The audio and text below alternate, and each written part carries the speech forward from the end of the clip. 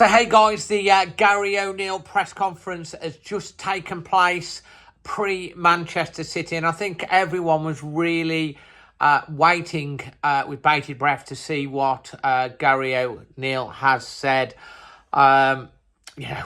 Especially after the start of the season, after that Brentford game. Yeah, so here are the main points from that press conference. I'm giving you my views and thoughts on that as well. But he did look like a man with the weight of the world on his shoulders, to be fair. And well, might that be. He was asked about the start of the season. Obviously, he said points-wise, it's been very bad. He said he is his biggest critic of the team. We've given it a good go against tough opposition, but we have to look in the depths of it. There's enough there to have a clear view that we can turn it around. He says, obviously, that 1 point from 7 isn't good enough. We've got to prove that we were better than that. And the tipping point, he's confident, will come. We need to get it going. It was a good 2 weeks for him during the international break to look at all of the games. He did make a reference to, if you care to look deeper, you'll see about the start that we've had. He did mention that he's criticised the players, the second half against Chelsea, the second half against Villa, the 90 minutes against Brentford. And you know what? It's fair to say that majority of Wolves fans have been very, very, very, very patient. We on the channel has been really, really patient, and we have looked deeper into the extenuating circumstances, such as the injuries of last season, the difficult start to this season.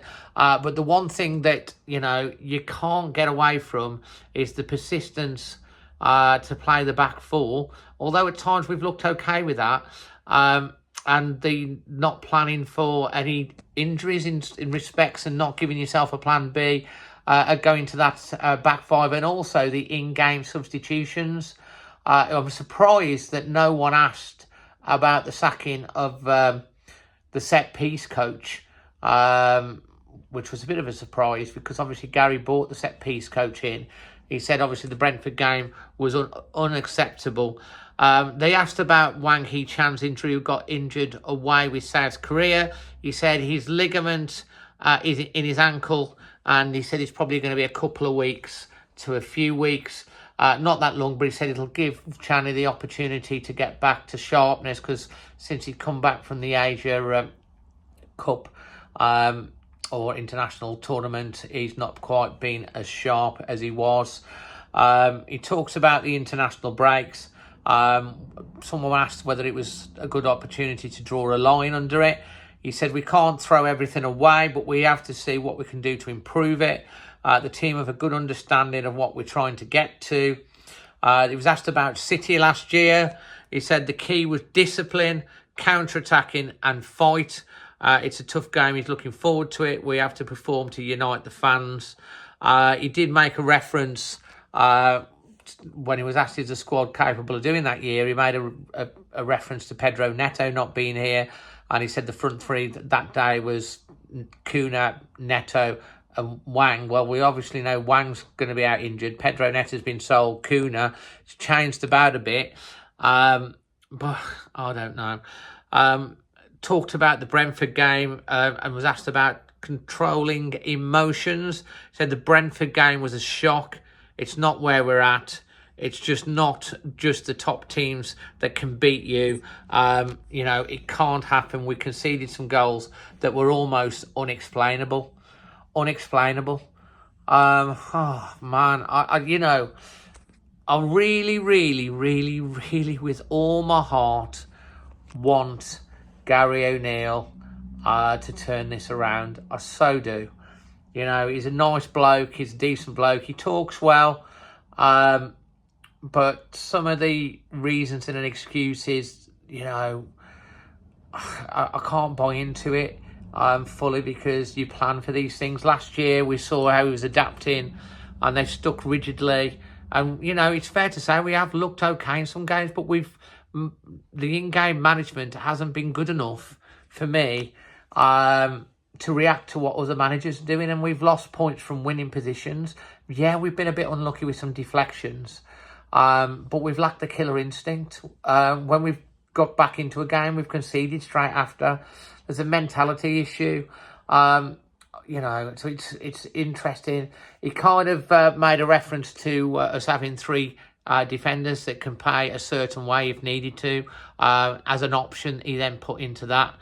You know, I'm pretty sure, and I would be really, really surprised if we do not revert back to a back five tomorrow. That he plays Dawson, Totti, Santiago Bueno, Ryan Aït-Nouri and Semedo back as wing-backs. I'd love to see, you know, Tommy Doyle get a start as well. But it'd be really interesting to, and so is my dad, by the way, he loves Tommy Doyle. I'd really interesting to see how that goes.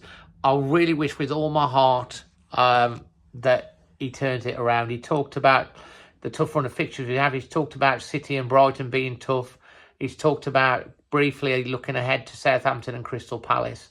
And then he was asked to set a points target for what he wants to achieve. He said no, they're taking it game by game. They're going to try and win every single game. And boy, oh boy, if we win 4 out of 4, his stock's going to be back high again. Everyone's going to be happy, and we're all going to be bouncing. I just worry that there's a tipping point now in the season. These next 4 games probably are going to define Gary O'Neill's tenure. You know, I was really angry after the Brentford game, and from what I saw, the way we played, and I'm just so down about it. But lifting myself up, going to be positive. We've got to get behind the team. We've got to get behind the manager, and give him all the support that we can. And hopefully they can turn it around, because we need to. He did sort of say the longer it goes on, the more stressful it is. And the more important it is to get wins. But, like, they've got to come really fast, because there's 4 games before the next international break. And if the results don't come, Wolves are going to be forced to make a change. And I really hope that Gary O'Neill does turn it around, because, you know, I was, like a lot of us, really upset after the Brentford game. But he's still in post. So let's hope that he does turn it around, because he proved last year he can get results. So let's see. Leave your thoughts on this one in the comment section below, with your thoughts. The match preview with my dad, Mr. Legend himself, Magic Moss, who, by the way, has been in the dressing room at Bilston Town to give them a talking to. So, like, if you you do need a motivational speaker, Wolves, then I'm sure that this man over there, you go in the dressing room and give him a chatting to. I think I would. If they need me, I'll go. If they need, you'd play up front if you needed, wouldn't you, Dad? I certainly would. Yeah. I've got to have a bit of bottle in them. That man would definitely get in the changing room and get a few words going. So anyway, leave your thoughts. Smash a like if you find this of value. Until the next one, which will be the match preview. Always Wolves.